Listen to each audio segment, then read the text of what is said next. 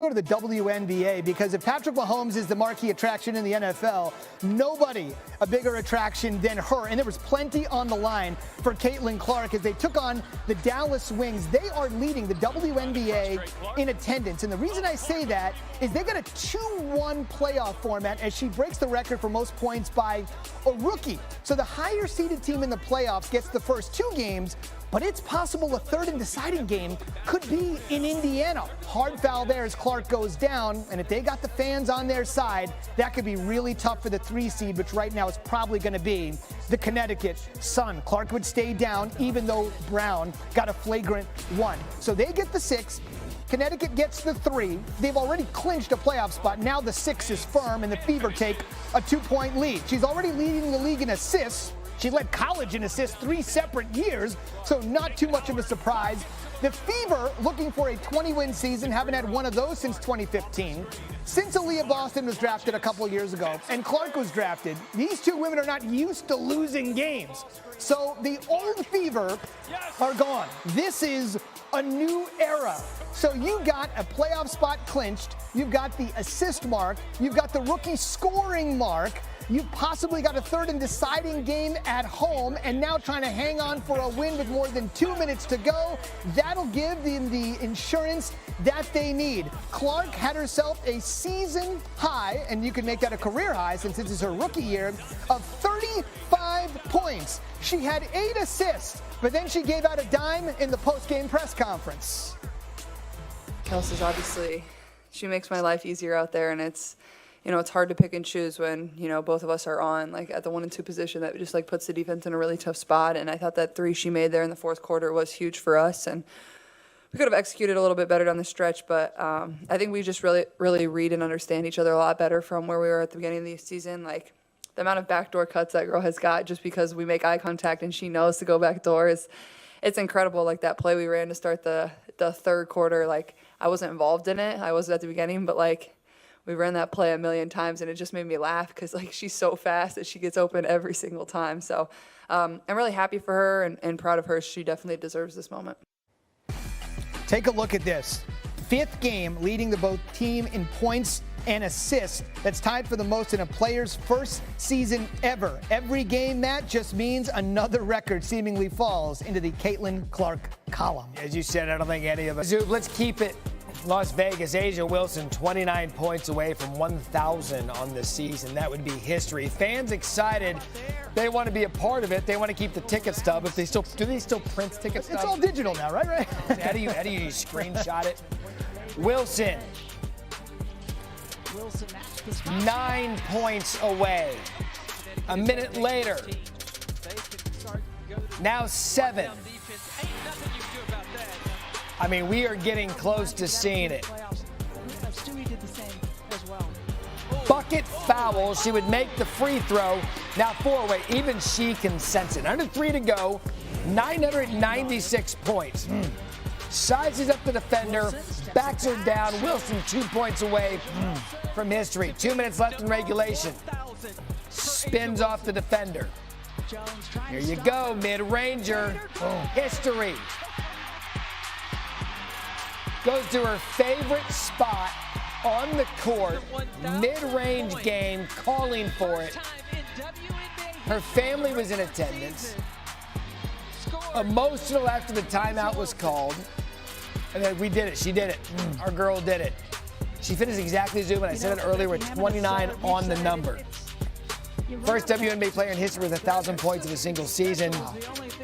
She's going to pose with the game ball. She's going to keep the game ball, and she will live in history as the only to do so. And don't be fooled into thinking that Wilson's scoring total is only due to the W having a longer season. With tonight's 29 piece, she brought her average to 27 points per game and clinched the highest in a season all time, surpassing Diana Taurasi's 25.3. Easier out there, and it's hard to pick and choose when, both of us are on, at the 1 and 2 position. That just, puts the defense in a really tough spot. And I thought that 3 she made there in the fourth quarter was huge for us. And we could have executed a little bit better down the stretch. But I think we just really read and understand each other a lot better from where we were at the beginning of the season. The amount of backdoor cuts that girl has got just because we make eye contact and she knows to go backdoor it's incredible. Like that play we ran to start the third quarter, like I wasn't involved in it. I was at the beginning, but like we ran that play a million times, and it just made me laugh because like she's so fast that she gets open every single time. So I'm really happy for her and proud of her. She definitely deserves this moment. Go Christine, then Scott. Congratulations, the 35 points and the record, another record. It seemed like there was a lot of back and forth. You guys, like Sheldon, you guys go way back, right? So there seemed to be some chatter back and forth.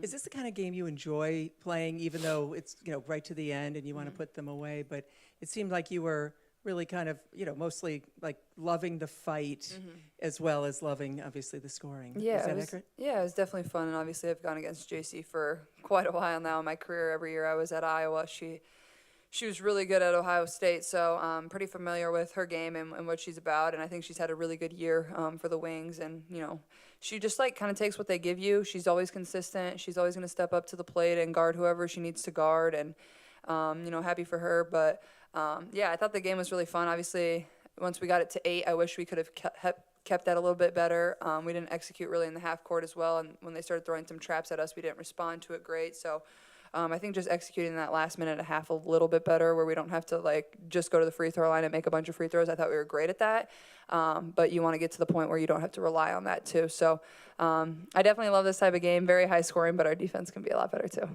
Go Scott, then Matt.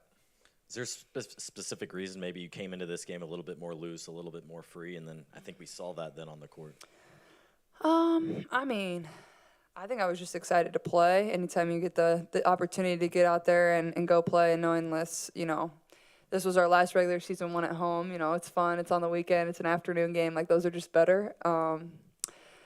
So I don't know. I mean, once I got that first 3 go in and then made it a couple after that, my shot felt pretty good. And honestly, like, I felt like I should have made 8 tonight. I got a couple tough rolls. Like, I just seemed to not be able to get over the hump of like really getting hot. Like, I know I was 6 for 14 and that's pretty good, but like I still feel like there was a couple there that it's just like, how's that not go in? So, but yeah, I think just playing loose and also knowing that you've had success prior to, against this team in our first 2 matchups with them. I think that just brings you confidence as a player. And I thought we were really good last time we played in Dallas. But we've honestly struggled to guard this team, and I think it just speaks to their offensive firepower that they have, like Enrique and Sabali's really good. And then we obviously struggled to guard their post players for at least 3 quarters. So thought we could improve in that area. Go Matt, then Sabrina in the third row. Yeah, Caitlin, you get the rookie record, you get a career high. It's a tense game from start to finish. Friday, you acknowledged keeping your emotions in check. So I guess in a tense game like this, tense environment, I guess where does your mind, your competitiveness go when, occasionally teammates, kind of have to come in and redirect you away from the refs?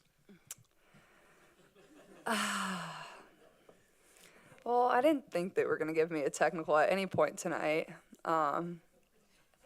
I would have been really sad for people in Washington, D.C. I didn't want to do that. I tried my best. But my teammates do a really good job of that. They think I'm funny. They think it's funny. So, and then Aaliyah is the one that ends up with a technical. That's the best part about it all. Like, she's the one babysitting me, and then somehow she ends up with a technical. And she didn't really do anything. She was just standing there. So that's what was funny to me. But I think I did a better job. I still thought there was like a couple moments there where I could have been a little bit better. But now it's basically over. I don't have to worry about that anymore, but I don't want to be getting technicals at all. So, and my mom doesn't want that for me either. And I don't want to pay any more fines. So I'm done with that. The last one in the room, Sabrina, then we got 2 on Zoom. Yeah, Caitlin, this is a team that's been night and day since the Olympic break. Has it sunk in yet that you're a rookie now going to the playoffs with a franchise that hasn't gone since 2016? Not really. I think like once we get there, it'll feel a little more real. And obviously, like, we're not just happy to be there. Like, we really feel like we can believe and we can compete with every single team that's going to be in the playoffs. Obviously, the only team we didn't beat this year were the Aces, and I think the way it's going to work out, the only way we would see them would be in the finals. And that would have been another huge accomplishment for our group if we were able to beat them once. I think it has been since 2010. Breaking news into First Take this morning. ESPN senior NBA insider Adrien Wojnarowski has agreed to become the general manager of the men's basketball program at St. Bonaventure. He told ESPN Woj is a St. Bonaventure graduate and has a strong relationship with the program. Woj released a statement that read in part, "After all these years of reporting on everyone's team, I'm heading back to my own." Stephen A., obviously Woj, a friend of all of ours.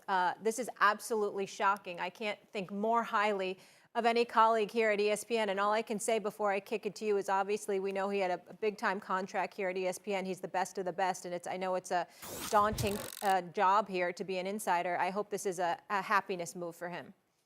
So do I. I've gotten to know Woj over the last couple of years working on NBA Countdown. He's the best in the business. He's the best in the business. Make no mistake about it. Nobody's more well-connected. Nobody's more respected. And to be around him and to just to be able to touch on a wealth of knowledge that he's had in all of his years covering the league, the contacts that he has, the inside information that he's had. He's led this place for quite a long time. As you well know, there are many, many occasions where we won't even go on the air and report something unless we hear from Woj first. He's meant that much to this place. He's a part of this institution, somebody that, just speaking on behalf of the whole NBA Countdown team and all of us who have worked with him over the last few years, he's the best in the business. He's absolutely exceptional, a high-end professional. He has my profound respect, and I just hope that this is a very, very happy move, and I anticipate that it is, because we certainly didn't ask him to leave. I can assure you of that. This is something that he's doing of his own volition, so one would surmise that he's incredibly happy and comfortable with the decision that he's making, and if anybody deserves to be in a position to make this kind of information for the betterment of their quality of life, he would be that individual. He loves St. Bonaventure, make no mistake about it. Sure does love those Bonnies. Yep. He does. But I'm happy for him, Yeah. but I'm sad for us as a network because it's Absolutely. a devastating loss for us to not have him. 100%. Yeah, big loss. And obviously he loves the college basketball. He loves the Hurleys, wrote the great book on Bobby Sr. Yeah. He knows the Connecticut program basketball-wise like you wouldn't believe. Hurley And St. Bonnie, that St. Bonnie's crew, Mike Vaccaro, the New York Post is another one. There is Bob Lanier. There is a lot of loyalty to St. Bonnie's. Little old Olean, New York, middle of nowhere. They love St. Bonaventure. They should have had the one year they had the great year, and Ford and Lanier got hurt. Chris Ford, it's a famous play. Anyway, to make a long story short, it had to be a tremendous opportunity. He wasn't going to leave ESPN for something he didn't like. Yeah. So good for him. If he wanted to go to St. Bonnie's, I give him a lot of credit. Absolutely. And I just want to say this lastly. Everyone who works in media works incredibly hard, right? A lot of different hours. The job never stops. But to be an insider is truly next level. So I'm not saying that being a GM it isn't much, but I hope for quality of life as well. A lot of pressure being an insider. This is a good move for him. We wish him all the best. He's a friend and much respect.